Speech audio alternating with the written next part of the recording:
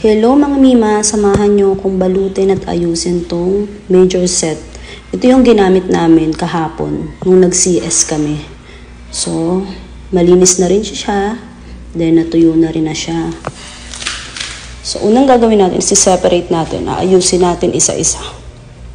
Sama-samahin natin yung magkakatulad. So, familiarize ko na rin kayo. So, ito, ovum, then needle holder, 2 pieces. Next is Alice, 6 pieces din.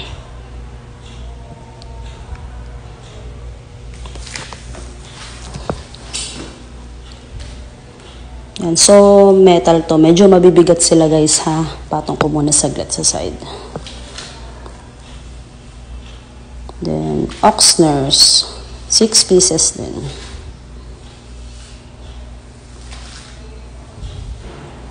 Ito yung mga ginagamit namin sa CS, Tabiso, basta mga major na open sa stomach.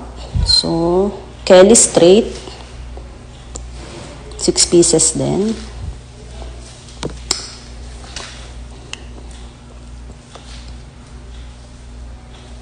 Next is Kelly Curve, 6 pieces din.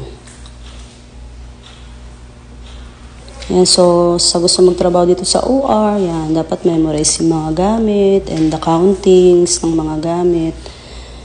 So, dapat talaga naka-clean gloves man lang ako dito. So, di na ako nakapag-gloves eh.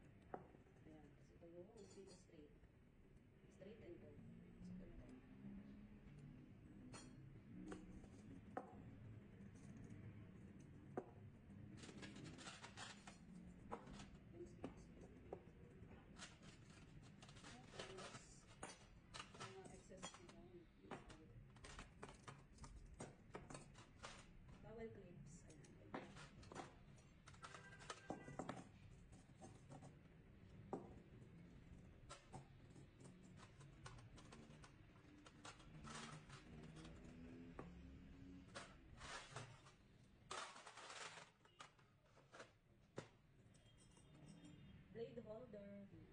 So, may sizes pa, big and small. Then, Hibiki. Dito ba?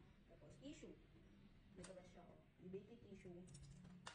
Tapos, thumb. Mas makapal siya, pero sa Hibiki. Ayan. Thumb, Hibiki. So,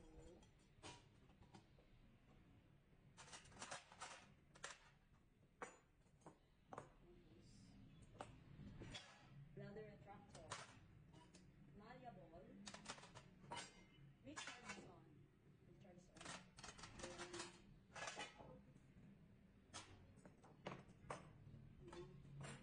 Meds. Haba siya. So, pag malalalim yung mga operahan namin, ginagawa namin sa doktor. Ayun is scissor. Small lang siya. Small scissor. One basic scissor. Ayan. Yung mga scissors na ito. Next, bandage. Iris bandage. Bob cut.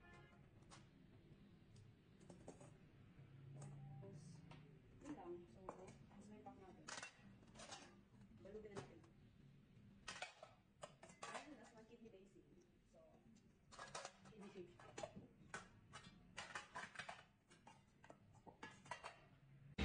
So, magbabalot ako ngayon ng mga instruments.